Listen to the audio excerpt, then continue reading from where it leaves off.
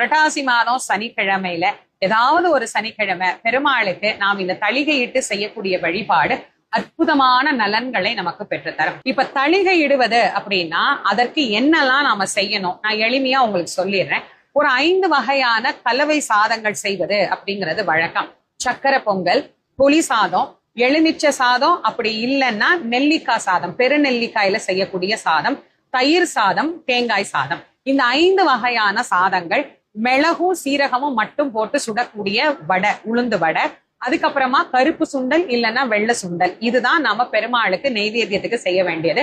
பானகம் வச்சுக்கலாம், துளசி தீர்த்தம் வச்சுக்கலாம், மாவிளக்கு இதோட வைக்கிற வழக்கமும் சில பேருக்கு உண்டு, அப்படின்னாலும் வச்சுக்கலாம். இல்லைன்னா தனியா கூட ஒரு சனிக்கிழமை அன்னைக்கு வெறும் மாவிளக்கு போட்டு பெருமாளுக்கு நாம வழிபாடு செய்து கொள்ளலாம். இந்த நைவேத்திய பொருட்களை செஞ்சுட்டு எப்படி தளிகை போடுறது அப்படின்னா உங்களுக்கு என்ன வழக்கம் இருக்கோ அதன்படி நீங்க தளிகை இடலாம்.